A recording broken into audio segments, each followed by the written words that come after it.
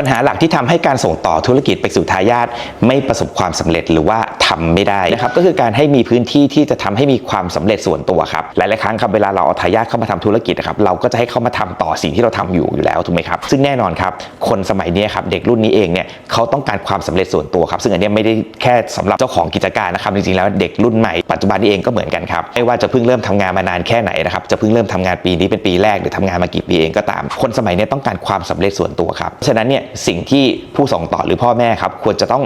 มีช่องว่างนะครับหรือว่ามีเวทีให้กับทายาทเนี่ยสามารถจะแสดงฝีมือตัวเองได้เป็นโปรเจกต์ของตัวเองและสามารถจะมีความสำเร็จเป็นของตัวเองได้เช่นสมมุติธุรกิจเราอาจจะทำอยู่อย่างเป็นปกติอยู่แล้วนะครับให้เขาเข้ามาทำงานในสิ่งที่เราทำอยู่เราควรจะเปิดโอกาสให้เขามีไอเดียในการทำโปรเจกต์อะไรที่เป็นของตัวเองอาจจะลงทุนไม่มากในช่วงแรกครับแต่แน่นอนครับถ้าเกิดว่ามันประสบความสำเร็จขึ้นมาครับนอกจากมันจะเป็นความสำเร็จส่วนตัวของเขาแล้วครับมันอาจจะเป็น new S curve หรือว่ามันอาจจะเป็นอะไรใหม่ๆก็ได้ที่ทำให้บริษัทเนี่ยสามารถจะเจริญเติบโตต่อไปได้